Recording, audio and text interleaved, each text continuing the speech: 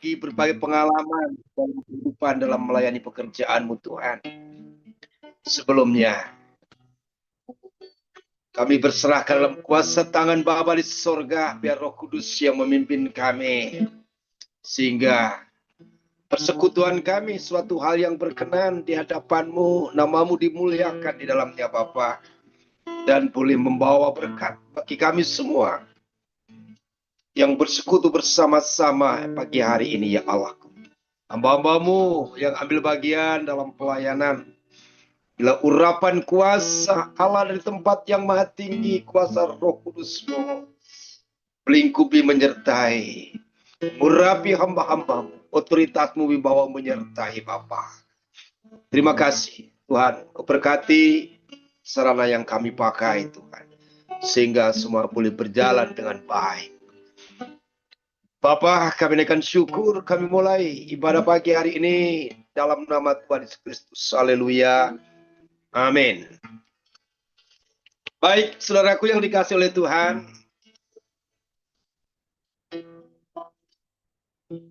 pagi hari ini kita ingat satu hal yang Tuhan ajarkan pada murid-muridnya. Pada saat bertanya bagaimana berdoa kepada Tuhan yang baik, Yesus mengajarkan doa yang sangat terkenal, yaitu doa Bapa Kami. Pagi hari ini kita angkat satu lirik pujian yang bernuansa, yaitu yang tentang pengajaran doa Bapa Kami. Bapa Kami yang di surga, haleluya.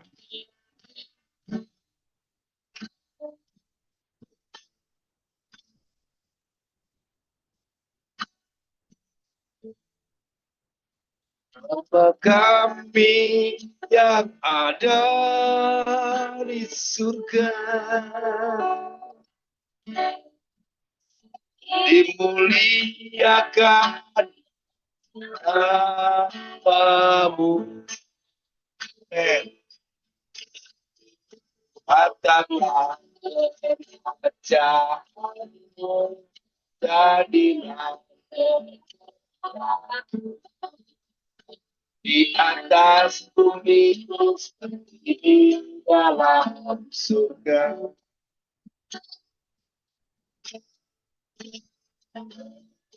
Kami rezeki pada hari ini,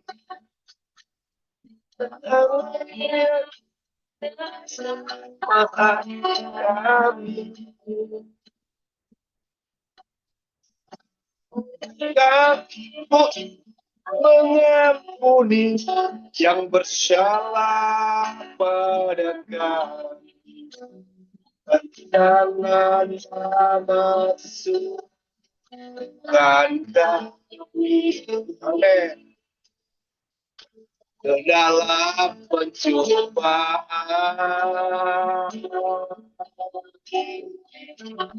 tapi lepaskanlah kami dari yang jahat.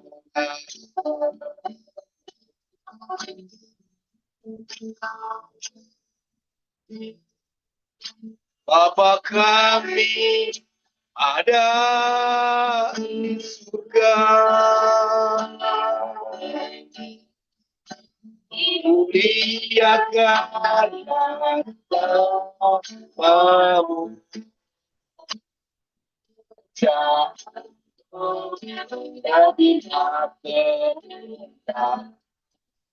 Di atas bumi surga, kita kami rezeki pada hari ini. Ampunilah kesalahan kami, seperti kami pun mengampuni yang bersalah pada kami. dan janganlah masuk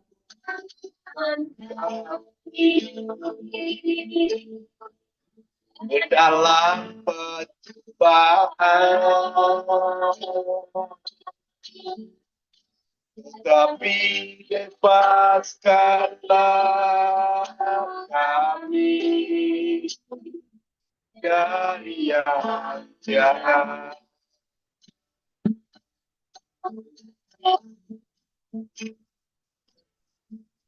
Haleluya, haleluya. Pujilah Tuhan. Haleluya. Oh, haleluya.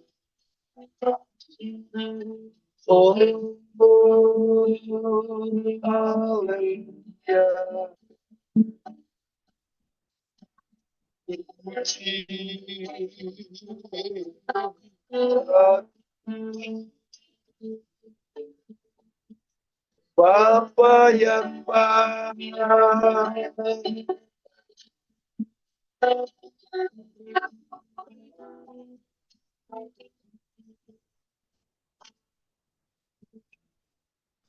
Bapa kami yang ada di surga,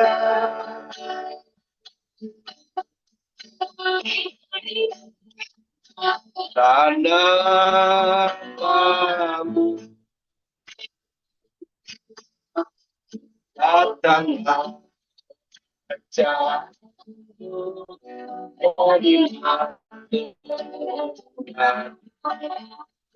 di atas bumi, di dalam surga. Kami sedih pada hari ini.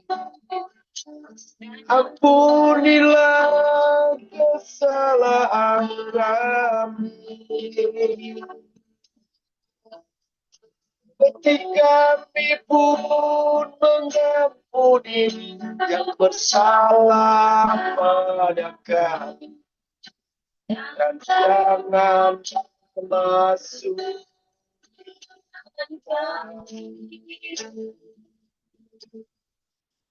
dalam pencobaan, tapi bebaskanlah kami dari yang jahat.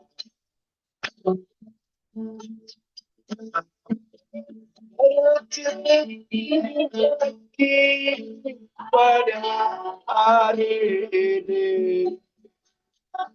ampunilah kesalahan kami,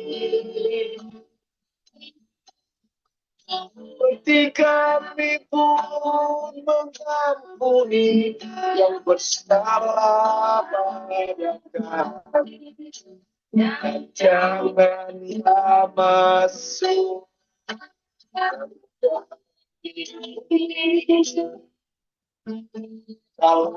pencobaan, tetapi bebaskanlah kami dari yang jahat. Haleluya. Saudaraku yang dikasih oleh Tuhan, hidup ini hendaknya dipenuhi dengan rasa syukur selalu pada Tuhan. Sesuatu yang terbaik, sesuatu yang terbesar, tentang penyataan kasih Tuhan dalam kehidupan kita sungguh nyata. Kita angkat satu tembang pujian yang cukup lama, yang menceritakan tentang bagaimana kita bersyukur kepada Tuhan, sebab Dia telah menyatakan kasih-Nya sungguh besar. Haleluya, syukur kepada Tuhan.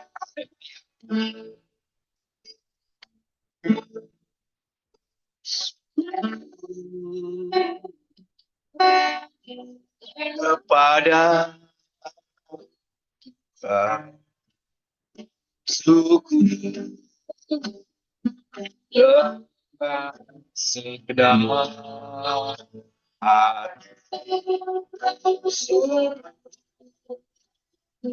bahagia kita Yesus Kristus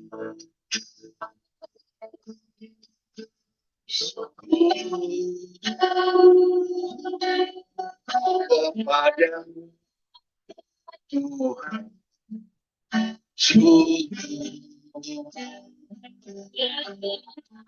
segenap hati syukur bahagia kita Yesus Kristus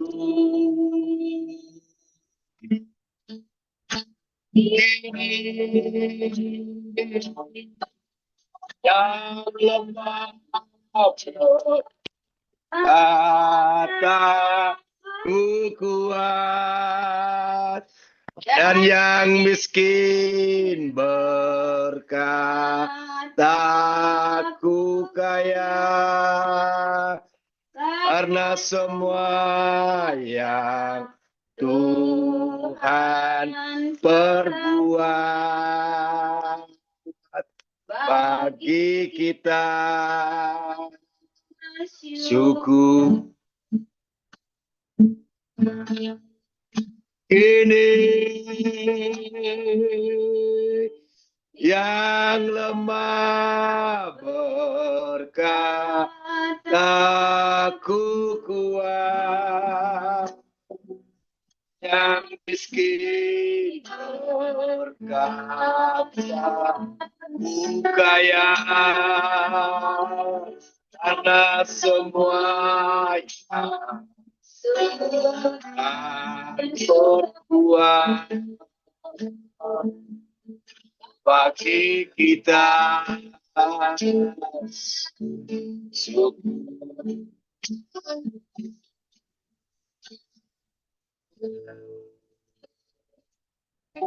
Haleluya.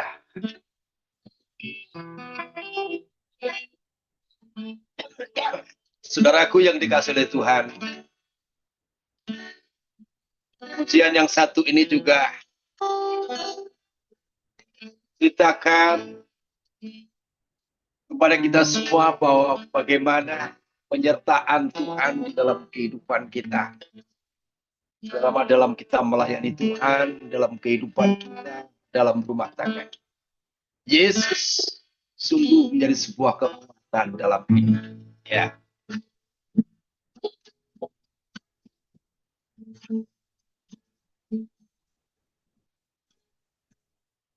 Yesus kekuatan dalam hidup. Yesus kekuatan menghadapi semua bersama di hati ku tak akan goyah. Yesus kekuatan hidup. Yesus hapuskan tetesan air mata. Yesus sembuhkan semua luka hati. Bersama di hati ku tak akan goyah. Yesus kekuatan hidupku.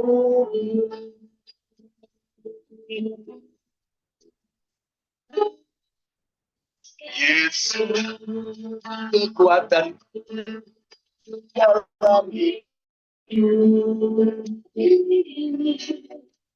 Yesus kekuatan menghadapi semua bersama hati, tak akan goyah. Yesus kekuatan itu,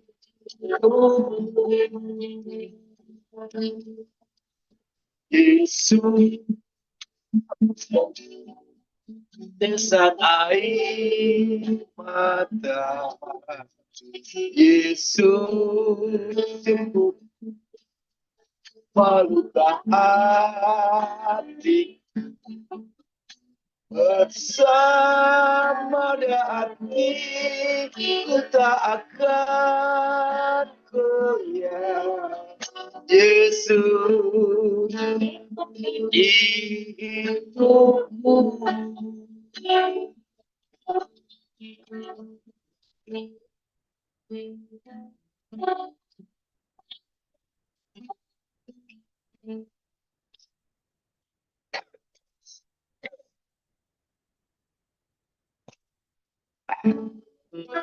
Baik, saudaraku, kita sudah memuliakan nama Tuhan. Yakin percaya pujian syukur kita suatu yang berkenan di hadapan Tuhan. Tiba saatnya, saudara, kita akan duduk dengan tenang, diam. Kita akan mendengarkan firman Allah. Sungguh Tuhan telah menyiapkan hamba-Nya bagi kita semua untuk menyampaikan isi hati. Haleluya, firman-Mu iya dan amin Bapa. Firman-Mu segala tulisan yang diilhamkan oleh Allah bermanfaat bagi kami semua, baik untuk mengajar, menuntut, menegur kesalahan, memperbaiki bab. Banyak hal yang tidak berkenan dalam hidup ini, ya Allah. Saudaraku, kita angkat satu pujian. Pujian cukup lama, saudaraku, yang berkata, yang tentang bagaimana sebuah permohonan kerinduan supaya Tuhan selalu mendengarkan setiap doa dan cerita hati kita.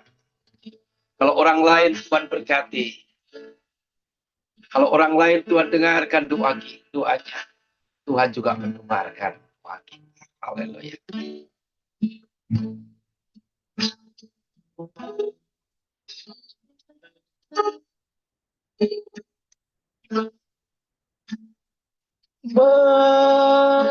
Mampirlah dengar doa, Yesus penebus.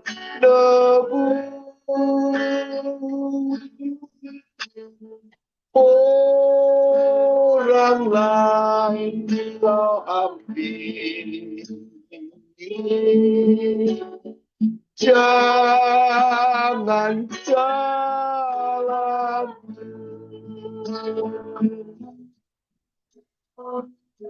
Yesus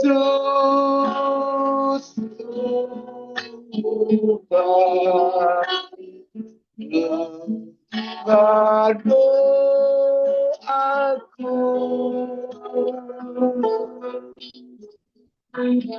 orang lain kau ambil, jangan jalan.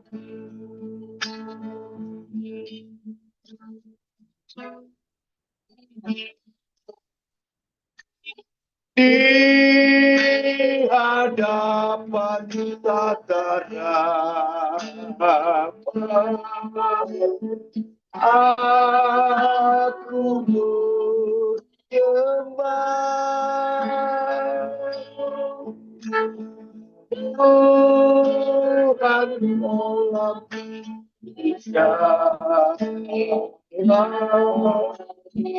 Tuhan tolong, Yesus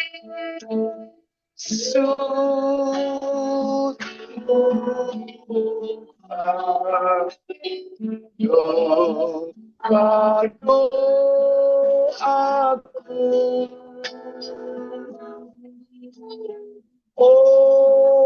orang lain kau ambil, jangan jalan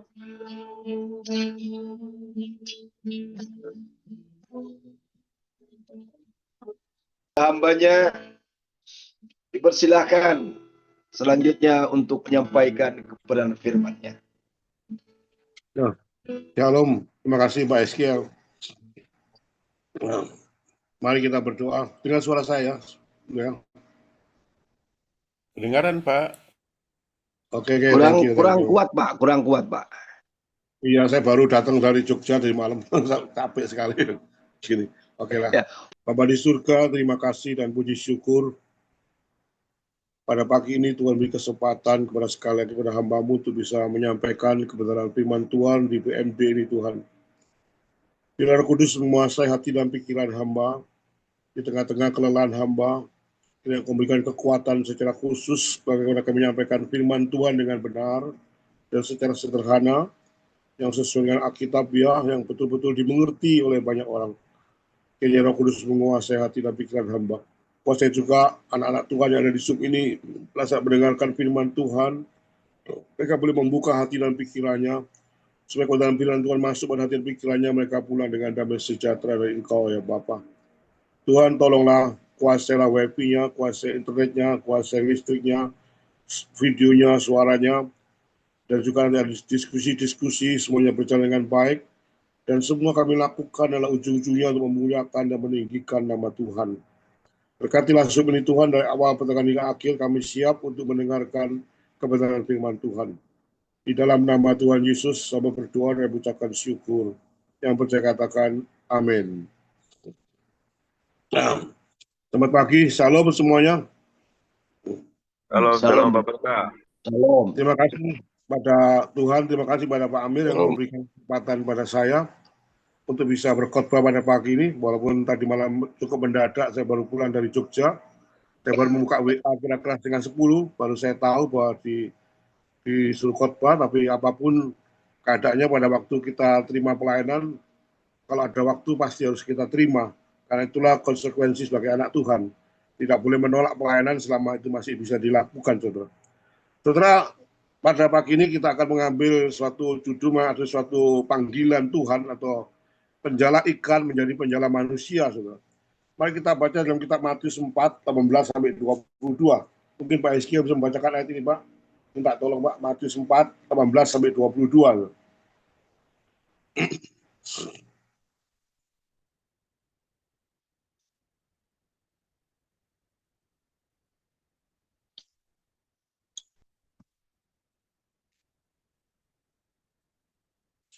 Ayat berapa, Pak? Matius 4? Ayat 18 sampai 22, Pak. 18.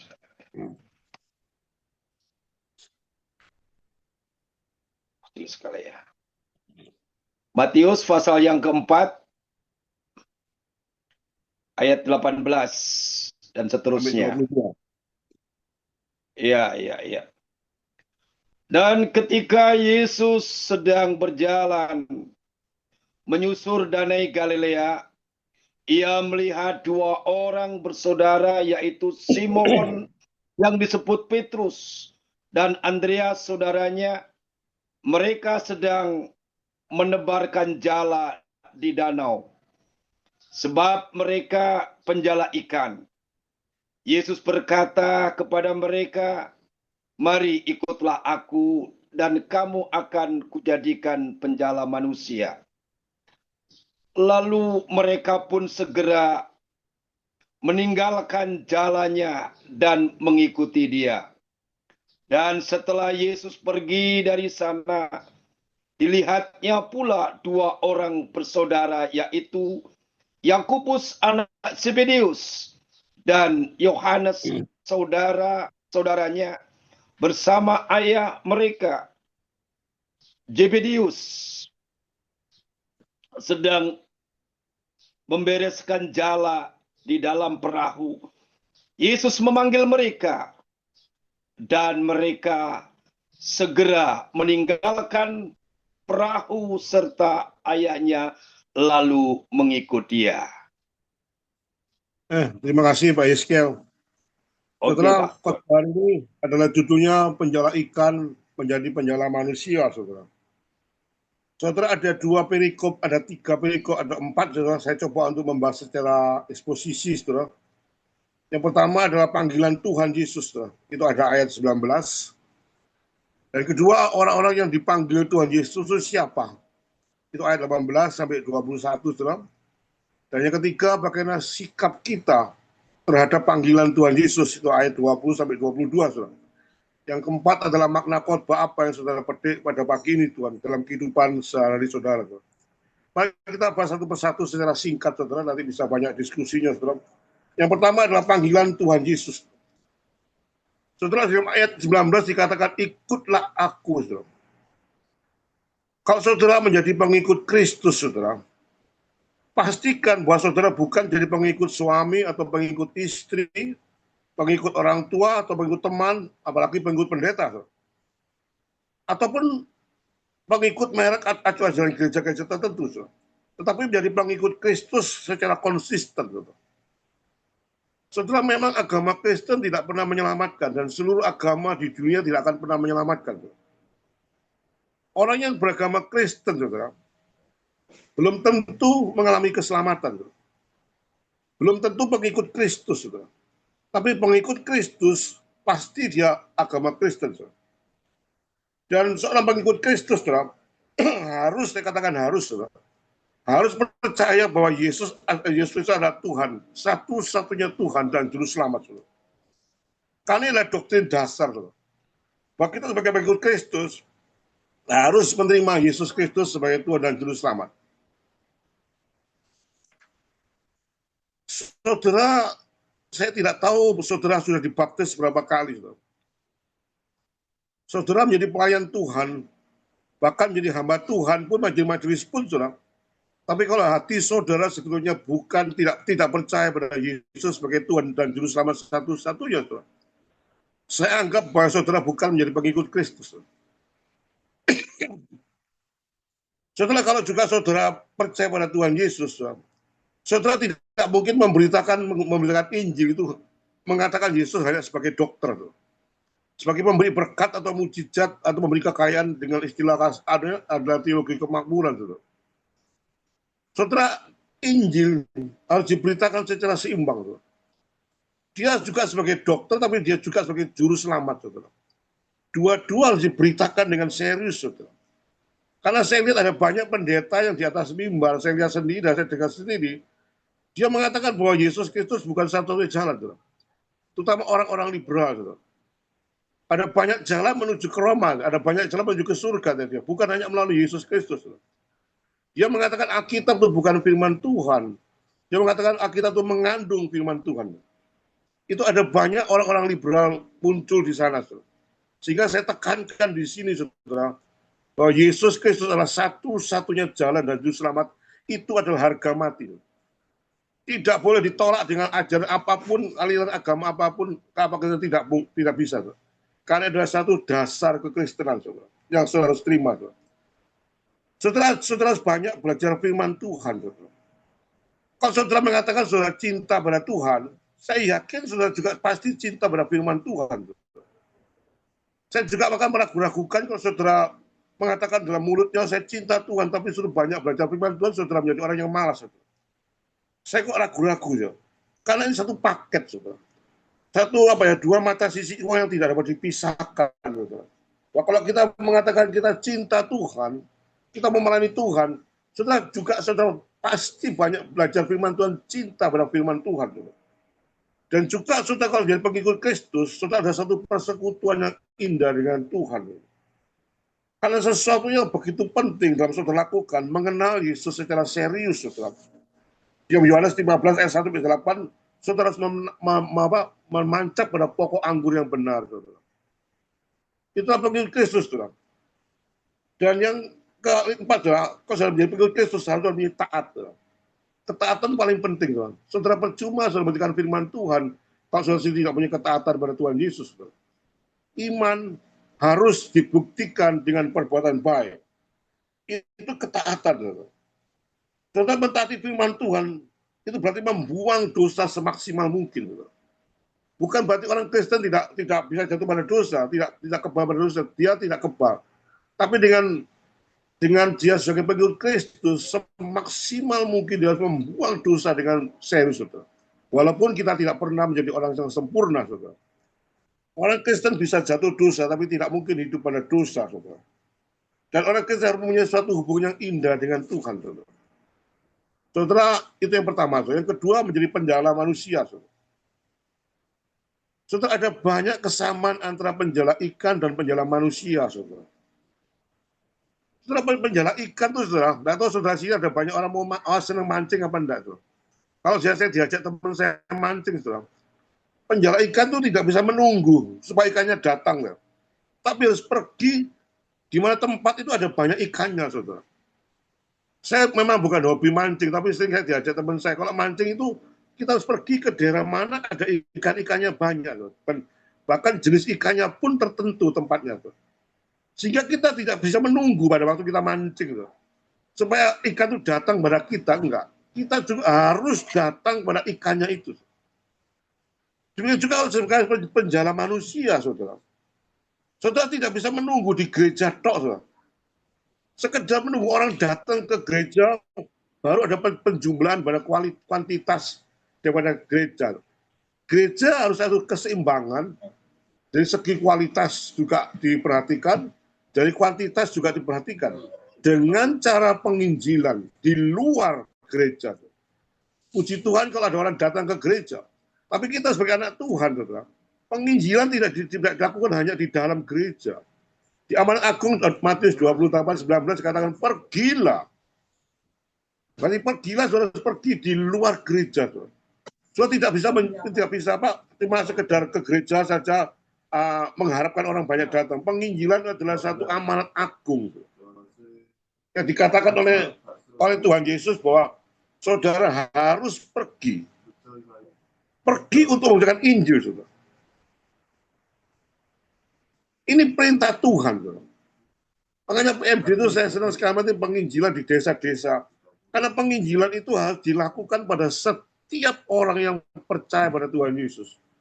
Bukan sekedar pendeta, tapi jemaat juga harus memberikan Injil, karena ini talenta. Dan saudara, saya katakan berapa kali bahwa dosa ada dua, saudara. Ada dosa dosa aktif maupun dosa pasif. Dosa aktif adalah dosa yang Tuhan perintahkan jangan dilakukan, saudara melakukan. Jangan mencuri, jangan berzina, jangan macam-macam, itu dilarang oleh Tuhan, tapi saudara lakukan. Tapi ada dosa yang Tuhan perintahkan, tapi saudara tidak pernah lakukan, yaitu penginjilan. Saudara, kalau sebagai anak Tuhan yang tidak pernah menginjil, itu adalah dosa. Karena ini ada perintah Tuhan. Dan perintah Tuhan itu berlaku sampai sekarang. Jika saya juga ada banyak orang yang sudah mengenal Yesus secara bertahun-tahun, tapi dalam kehidupannya tidak pernah menginjil. Karena penginjilan merupakan satu kenikmatan bagaimana orang lain bisa memberitakan bisa datang pada Tuhan Yesus. Saya katakan suara gembala itu ada dua, saudara. Yang pertama adalah mencari jiwa-jiwa yang belum mengenal Tuhan. Belum mengenal Tuhan. Bukan mencari jiwa-jiwa di gereja lain. Itu ada banyak kesalahan di gereja. Saya lihat di gereja Surabaya, didirikan satu gereja yang besar. Tapi saya lihat jemaat itu cuma pindahan-pindahan pada gereja-gereja lain.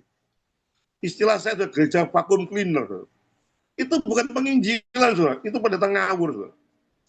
Penginjilan benar itu mencari jiwa-jiwa yang belum mengenal Yesus, saudara. Itu penginjilan yang serius, saudara. Bukan penginjilan untuk membawa orang jemaat lain ke gereja yang dia. Dia mengatakan, ini gerejaku paling besar. Padahal saya lihat jemaat-jemaat itu semua cuma main comot, saudara. Main ambil di gereja-gereja lain, saudara. Hati-hati, saudara. Jangan bangga dengan segi kualitasnya atau kuantitasnya. Saudara juga melihat segi kualitasnya. Saudara. Yang kedua, penjala ikan itu juga juga sebagai harus tekun, gitu. Harus berjuang sekalipun berkali-kali menarik jalan itu yang tidak ada ikannya. Gitu. Tapi kita menjadi anak Tuhan yang tekun untuk memberitakan Injil. Memang saudara, di dalam saudara memberitakan Injil, ada hal-hal yang tidak enak saudara alami. Apakah saudara pernah mengalami pada waktu memberitakan Injil saudara diejek, saudara dihina, saudara diabaikan, bahkan saudara dibantah, saudara, bahkan bisa saja dibunuh saudara. Pada saudara memberitakan Injil, saudara. Tapi itu mau tidak mau itu resiko sebagai anak Tuhan. Saudara. Saudara harus tekun memberitakan Injil dengan serius, saudara. Injil itu diberitakan itu adalah suatu kenikmatan, suatu perintah pada Tuhan. Saudara harus menginjil dengan keras, saudara. Masalah pertobatan adalah urusan Tuhan. Sehingga saudara tidak perlu kecewa pada saat saudara berikan Injil, ada banyak penolakan. Ada banyak orang tidak terima. Biarkan, itu urusan Tuhan. Urusan saudara terus diberitakan Injil, saudara. Sehingga saudara tidak pernah menjadi anak Tuhan yang tidak tekun. Saudara, saya kasih contoh, ada seorang bernama Bob Dylan, saudara. Dia orang umur 40 tahun. Dia tidak punya kaki karena pada waktu perang Vietnam dia dibantai, saudara. Tapi dia punya keinginan untuk mengikuti lomba maraton, saudara. Saudara, dia mengikuti lomba maraton itu finishnya 4 hari, 2 jam, 48 menit, saudara bisa cari di Google nanti. Ini saya kopas saja, saudara. Karena saya akan analogikan dengan orang ini loh. Orang yang tidak punya kaki, saudara. Dia berani mengikuti lomba maraton, walaupun dia tahu orang-orang lain menempuh maraton itu cuma hanya beberapa jam, 2-3 jam, saudara. Tapi William ini tidak punya kaki, dia menempuh 4 hari, 2 jam, 48 menit. Tapi dia finish, saudara. Maksud saya, saudara, walaupun penginjilan itu seringkali sulit sekali mempertobatkan orang, bertahun-tahun, saudara. Bahkan sampai tahunan pun, saudara, orang ini rasanya tidak mengenal Tuhan. Rasa-rasanya sudah tidak mungkin orang mengenal Tuhan. Saudara, jangan pernah putus asa, saudara. Siapa tahu, saudara, besok dia mengenal Tuhan. Sehingga penginjilan itu harus secara serius, saudara, diberitakan. Kecuali kalau orang itu sudah mati, saudara, dia tidak mengenal Tuhan Yesus, ya sudah. Tapi sepanjang orang itu masih belum mati, saudara tekun berikan Injil. Saudara, penjara ikan juga harus berani berkorban, saudara. Saudara, di Matius 8 ayat 24, saudara, di Danau Galilea, Tuhan, di mana Pak Petrus tadi menganu ikan, itu ada banyak angin ribut sewaktu-waktu, saudara. Bisa saja angin ribut dia membunuh dan sebagainya, saudara. Tapi sebagai anak Tuhan itu harus berani memberikan Injil. Saudara, di Matius 12, saudara, Yohanes Pembaptis itu dibantai oleh Herodes karena dia berani menegur seseorang. Walaupun dia seorang raja. Saudara. Kita juga harus berani, saudara. Berani memberitakan Injil, berani menanggung resiko. Saudara. Saudara, yang kedua, orang-orang yang dipanggil Yesus itu orang-orang macam apa, saudara? Ayat 18 dan 21, mereka sedang sibuk, saudara. Mereka bukan menjadi orang pengangguran pada waktu dipanggil oleh Tuhan Yesus. Petrus, Andreas, Yohanes, Yakob, semua itu orang-orang sibuk menjala ikan. Dia bekerja dengan cara-cara yang halal. Tapi pada waktu dipanggil oleh Tuhan, dia meninggalkan semua itu untuk ikut Tuhan. Pelajaran apa yang kita petik pada Petrus dan Andreas? Saudara, panggilan Tuhan itu tidak bisa ditolak. Kalau memang Tuhan itu pilih dia menjadi anak Tuhan. Dan pada waktu saudara dipilih oleh Tuhan, saudara jangan pernah menunda atau menolak. Jangan pernah mengatakan aku sibuk, aku capek, aku gak ada waktu. Saudara. Ada banyak orang-orang melayani Tuhan, alasan-alasan tidak mau melayani Tuhan karena saya sibuk bekerja. Saya capek sekali mati, saya sudah tidak perlu melayani, pokoknya saya ke gereja. Tidak bisa demikian. Saya kemarin dari Jogja 3 hari, malam-malam saya baru keluar WA-nya Amir Antonang, saya lihat jam 9:30. Saudara. Padahal logika akal saya capek saudara, kalau saya berkhotbah. Tapi pada waktu saya melihat ini pelayanan, saudara. Pelayanan Tuhan tidak bisa diabaikan. Saudara. Mau tidak mau kita siap sedia, waktunya baik itu tidak baik. Selagi ada waktu, saudara, ada kesempatan, saudara, jangan pernah menolak pelayanan. Saudara. Ini satu kesempatan, saudara, melayani Tuhan. Saudara, teman saya dulu waktu diajak pelayanan tidak mau, saudara. Tetapi setelah dia mengalami stroke, saudara, ketemu sama dia lagi, ayo pelayanan Pak Liman. Saudara, saya bukan mengejek orang stroke, saudara. Percuma kalau dia sudah suatu situasi kondisi seperti itu mau melayani Tuhan. Bukan berarti saya mengejek pelayanan, tidak. Maksud saya dulu pada waktu dia masih sehat, kenapa dia memberikan kesempatan melayani Tuhan? Setelah dia sakit, dia tidak bisa apa-apa, baru mau melayani Tuhan. Itu masalahnya saudara dan saya. Maka itu saudara, selagi saudara masih sehat, masih kuat, masih mampu, saudara, jangan sia-siakan kesempatan ini. Karena apa, saudara? Penginjilan itu betul-betul ada sesuatu yang urgent, saudara. Sesuatu yang betul-betul mendesak, saudara. Tidak bisa ditunda, saudara, penginjilan itu. Jangan menolak perintah Tuhan. Kalau Tuhan memberitakan perintah, Pak Liman, Injil diberitakan. Saudara-saudara akan menolak, saudara. Saudara akan lihat juga Amsal 12, saudara. Amsal 1, 24, 28. Dikatakan oleh Tuhan Yesus di sana, Amsal, kalau saudara menolak aku pada waktu aku memanggil engkau, dikatakan aku juga bisa menolak engkau. Dikatakan Amsal tadi, aku terlalu sibuk untuk menolong saudara. Saudara, kalau saudara dipanggil Tuhan, saudara selalu menolak Tuhan.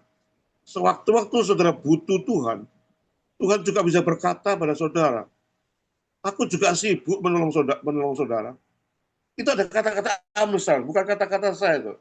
Amsal 1, 24, 28. Maka saudara, pada waktu Tuhan memerintah saudara untuk menginjili, saudara, jangan abaikan perintah itu. Saudara. Kalau saudara butuh Tuhan, sewaktu-waktu Tuhan tidak mau, katakan saya sibuk, saya macam-macam, bagaimana dengan kehidupan saudara dan saya? Itu yang pertama, saudara. Yang kedua, saudara, yang dipanggil Tuhan Yesus itulah orang-orang yang tidak berpendidikan. Saudara. Petrus dan Andreas, dia tidak pernah pendidikan, dia hanya bekerja sebagai pelayan, saudara. Saudara. Dan Tuhan seringkali memanggil orang-orang yang bodoh, orang yang kurang mengerti untuk memalukan orang-orang pandai. Oleh itu jangan merasa saudara itu menjadi orang yang minder atau orang menjadi orang yang bodoh di dalam mengikut Yesus. Saudara. Untuk dipakai Tuhan Yesus. Saya sering kali mendengar alasan-alasan, mungkin di alasan sibuk, tapi ada berbanyak orang mengatakan alasan, saya tidak mengerti apa-apa, Pak Liman. Saya ini orang bodoh, saya bukan orang teologi. Saya seorang awam, saya tidak lulus SMA, tidak lulus. Bagaimana saya mendengar Injil? Tidak bisa gitu, saudara. Saudara, pada waktu Tuhan memanggil saudara dan saya, katakan sebagai seorang yang tidak mengerti apa-apa, saudara. Tuhan itu maha kuasa, maha berdaulat. Tuhan pasti memberikan sesuatu yang lebih pada satu memanggil saudara dan saya. Tidak mungkin Tuhan memanggil saudara dan saya itu digeletak oleh istilah Surabaya. Dia pasti membimbing saudara pada pengertian-pengertian yang benar. Saya sendiri bukan lulusan teologi, saudara. Saya tidak menyangka saya bisa berkhotbah, saudara. Saya tidak pernah menyentuh sekolah teologi apapun, saya tidak pernah menyentuh. Saya belajar sendiri, saudara. Tapi kenapa saya bisa berkhotbah, saudara? Kali mencoba 1, 2 kali gagal, 3 kali gagal. Tapi terus saya mencoba berkhotbah dengan minta tolongan Tuhan. Tuhan akan memberikan hikmat. Saudara. Ngerti maksud saya, saudara? Saudara jangan pernah mengatakan saya nggak ngerti apa-apa. Sehingga saya ya sudahlah sebagai pengikut saja, sebagai orang cuma di gereja pulang, sekedar ke gereja, nggak bisa demikian. Saudara. Saudara minta Tuhan hikmat, saudara belajar firman Tuhan, katakan nggak ngerti firman Tuhan. Saudara saya dulu juga tidak mengerti firman Tuhan. Tapi saya belajar makin dalam. Tuhan makin berikan pencerahan lebih dalam lagi. Saudara. Saudara, Tuhan itu maha kuasanya luar biasa, sesuatu yang tidak mungkin saudara pikirkan. Kalau Tuhan bekerja, menjadi mungkin. Saudara. Dan ingat, Tuhan itu tidak pernah membiarkan saudara itu berjalan sendiri. Saudara. Tuhan bisa pakai orang bodoh, tapi juga Tuhan bisa pakai orang pandai. Saudara. Paulus misalnya, dia orang pandai, saudara. Dipakai oleh Tuhan. Jadi masalah pemilihan Tuhan, masalah Tuhan dipakai oleh Tuhan itu bukan tergantung pada latar belakang saudara. Persoalannya saudara bersedia atau tidak, saudara. Persoalan kelanjutannya itu urusan Tuhan. Sibuk. Semua sibuk, saudara. Saya pun juga sibuk, saudara. Kalau saudara tidak meluangkan waktu untuk Tuhan, Kapan melayani Tuhan? Teman saya pada waktu bekerja secara biasa, saudara, dia melayani Tuhan dengan serius. Pada waktu peningkatan pekerjaan, peningkatan pada waktu dia punya pabrik banyak, diajak pelayanan pun nggak mau karena sudah waktunya nggak ada. Saya sudah ngurus berapa perusahaan saya, sudah ada waktu. Itulah keadaan manusia.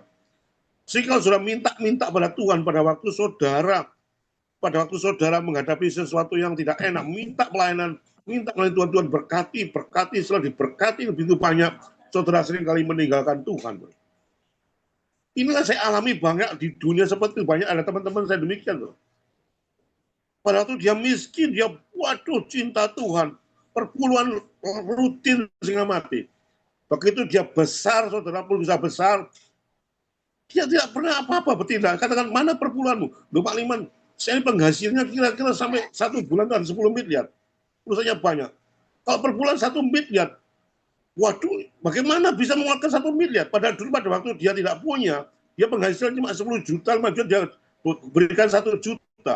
Dia mau memberikan 10% dari 10 juta. Dia sudah meningkat, saudara. Ini fakta, saudara.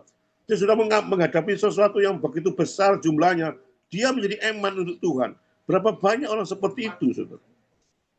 Diberkati Tuhan, tapi lupa pada Tuhan. Seolah itu uang itu punyanya dia, saudara. Itu hati-hati. Tuhan itu yang kedua, yang ketiga, sikap terhadap panggilan Tuhan itu bagaimana? Ayat 20-22 secara cepat saya akan berkhotbah. Petrus dan Yohanes pada waktu menerima panggilan Tuhan, dia tidak pernah menunda. Dia langsung ringkesi semua pekerjaannya, dia langsung ikut Tuhan. Memang panggilan Tuhan itu bukan seperti kita tiru Petrus, saudara. Saya pun dipanggil Tuhan, saya masih bekerja. Sampai sekarang pun masih bekerja. Tapi kalau panggilan Tuhan secara full time, bagi Tuhan, hamba Tuhan yang serius dipanggil Tuhan secara full time, jangan pernah menunda panggilan itu. Saya dipanggil Tuhan, memberikan firman Tuhan, memang bekerja. Dan saya terus bergumul pada Tuhan, apakah saya mau jadi full time? Saya pernah dipanggil satu gereja menjadi full time. Pak Liman, ke gereja kita saya terpikir, saya nggak bisa secara full time. Karena saya sesuai dengan kemampuan saya, sesuai dengan apa adanya saya. Kalau saya jadi gembala, saya yakin saya kurang bisa memahami arti gembala karena sulitnya luar biasa. Saya tidak mampu, saudara. Kalau saya tidak mampu, saya bicara seper pada Tuhan, aku nggak mampu. Bukan berarti menolak pelayanan. Saya sebagai pengajar, mungkin saya lebih cocok sebagai pengajar. Jadi direct man on direct place, saudara. Petrus pada waktu dipanggil oleh Tuhan, dia betul-betul menjadi yakin minta panggilan Tuhan, dia akan melepaskan semua pekerjaannya. Anak saya yang pertama, saudara, waktu mau dipanggil Tuhan, lulus SMA dia mengatakan, Pak, saya mau ke sekolah teologi. Saya yakin, saya ragu-ragu apakah dipanggil Tuhan. Saya katakan nggak bisa, kamu demikian. Kalau saudara harus buktikan itu panggilan Tuhan itu tidak main-main. Saudara. Sebagai hamba Tuhan itu jangan main-main. Anak saya pada waktu SMA lulus, dia mengatakan, saya kok dipanggil Tuhan. Saya mau sekolah teologi, saya larang. Saya sekolah kan dia sekuler, pada waktu mau lulus, ekonomi dia nggak tahan. Nah, itu baru saya tahu. Itu panggilan betul-betul. Sehingga saya lepaskan dia menjadi anak sekolah teologi. Dan akhirnya dia lulus secara cepat. Dia sekarang sudah S2, saudara. Dan saya katakan pada anak saya, saudara, sebagai hamba Tuhan secara full time, saya punya pesan pada anak secara serius.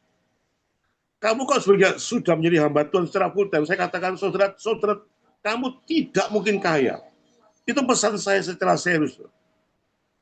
Kamu sudah memutuskan menjadi hamba Tuhan, saudara kamu tidak akan pernah kaya. Dan saudara kamu tidak akan pernah miskin. Kamu jangan iri pada adiknya yang bisnis, mungkin dia menjadi lebih kaya dan sebagainya. Kalau sudah memutuskan sebagai hamba Tuhan, saya yakin anak Tuhan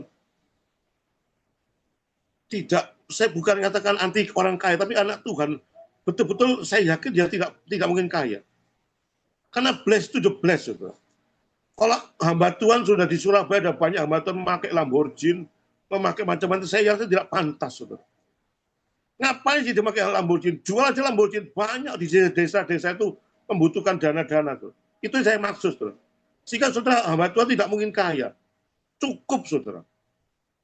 Cukup kijang lah. Cukup makan biasa-biasa, sederhana, saudara. Karena pada waktu diberikan berkat oleh Tuhan, saudara tidak pernah tinggal diam, ada banyak gereja membutuhkan, ada banyak orang membutuhkan. Saudara. Itu saya katakan pada anak saya. Kalau nanti sudah kaya, sudah menimbun harta yang banyak karena pekerjaan Tuhan, hamba Tuhan sebagai pelayan Tuhan, saya yakin dia hamba Tuhan palsu. Saudara. Itu sikap daripada Petrus. Saudara. Dia tidak pernah menunda. Saudara. Setelah penundaan itu sering kali membawa satu datang penundaan, datang hal yang tidak baik. Saudara. Menunda itu tidak kita juga tidak taat, saudara. Kenapa saudara tidak boleh menunda? Saudara? Saya katakan penginjilan itu adalah suatu tindakan penyelamatan dalam situ orang yang mau masuk pada neraka, dan saudara menginjil itu merupakan sesuatu yang bersifat mendesak, saudara, dan penting, saudara. Petrus rela meninggalkan apa saja ya. Matius 10 ayat 37, mereka meninggalkan pekerjaannya, mereka meninggalkan keluarganya. Markus 5 ayat 18-20, saudara. Kalau saudara mencintai keluarga lebih daripada Tuhan, saudara tidak menjadi pengikut Kristus. Saudara. Dimasukkan saudara Petrus meninggalkan semuanya, saudara. Saya maksud meninggalkan keluarga itu meninggalkan orang tuanya, kakaknya, adiknya itu meninggalkan keluarga. Tapi kita tidak pernah mengatakan, saudara, kalau sudah dipanggil Tuhan secara full-time, saya meninggalkan istri atau suami, tidak ada. Saudara. Makanya saya di sini saya mencoba menjelaskan, kalau sudah dipanggil Tuhan, saudara meninggalkan istri, suami, tidak ada perintah dari Tuhan. Kalau meninggalkan keluarga adalah perintah Tuhan. Kan saudara sangat berbahaya, ada seorang hamba Tuhan mengatakan, Pak Liman, saya sudah menikah, sekarang tiba-tiba saya dipanggil Tuhan untuk pergi ke Kalimantan. Dia berangkat sendirian, saudara, ke Kalimantan, tanpa membawa istri. Itu sesuatu hal yang tidak pantas. Saudara tidak boleh seorang hamba Tuhan dipanggil Tuhan meninggalkan istrinya atau suaminya. Nggak bisa seperti itu. Saudara. Karena firman Tuhan mengatakan yang lain, saudara jangan pernah berpisah antara suami istri. Ini saya katakan berdasarkan fakta. Saudara. Hamba Tuhan mengatakan saya dipanggil seorang perempuan, dipanggil di kota mana, dia sendirian, tanpa membawa suami. Itu sesuatu yang Tuhan tidak mungkin memanggil dengan cara-cara berdasarkan firman Tuhan. Gak mungkin, ada banyak bahaya kalau saya meninggalkan istri maupun suami. Saudara. Yang terakhir pada kesimpulan khotbah saya banyak diskusi, saudara. Ada 3 kesimpulan, saudara. Jadilah penjala-penjala manusia, saudara. Soal anak Tuhan itu menangisi, selalu menangisi jiwa dia belum mengenal Tuhan itu ditangisi. Kan sudah menikmati, nikmatnya ikut Tuhan itu begitu nikmat. Saudara, saya bicara, saya orang suka senang makan. Kemarin di Jogja pun 3 hari saya keliling kuliner terus. Dikasih tahu di kuliner enak. Itu masalah kuliner aja orang ngasih tahu pada saya. Ini loh di tempat ini gudeg Sagan, ini ada sate tongseng, ini enak-enak. Itu kuliner. Kalau sudah menginjili juga demikian, kalau sudah menikmati dengan Tuhan itu begitu enak. Sudah menikmati makan itu enak. Sudah tidak makan sendiri. Saudara. Harus diberitahukan pada orang lain. Saudara nanti kalau ke Surabaya, saya akan ajak saudara nanti kuliner yang enak-enak. Karena sudah menikmati. Itu maksud saya analoginya demikian. Saudara. Yesus pun sudah bisa menikmati, kalau sudah menikmati sendiri, saudara menjadi orang egoistis. Saudara. Masalah makanan saja, saudara bisa orang makan enak itu senang. Saudara. Dan juga penginjilan, saudara, waktu penginjilan saudara dilakukan, saudara bukan menjadi orang ego, pokoknya saya selamat, ya sudah selamat lah. Tidak penting orang lain, tidak bisa demikian. Saudara. Itu yang pertama. Saudara. Yang kedua, jangan pernah menunda panggilan Tuhan untuk melayani itu. Jangan katakan saudara sibuk. Jangan katakan saudara tidak punya waktu. Saudara. Saudara, semua kehidupan saudara saya, saudara, semua itu mujizat Tuhan. Semua itu anugerah Tuhan.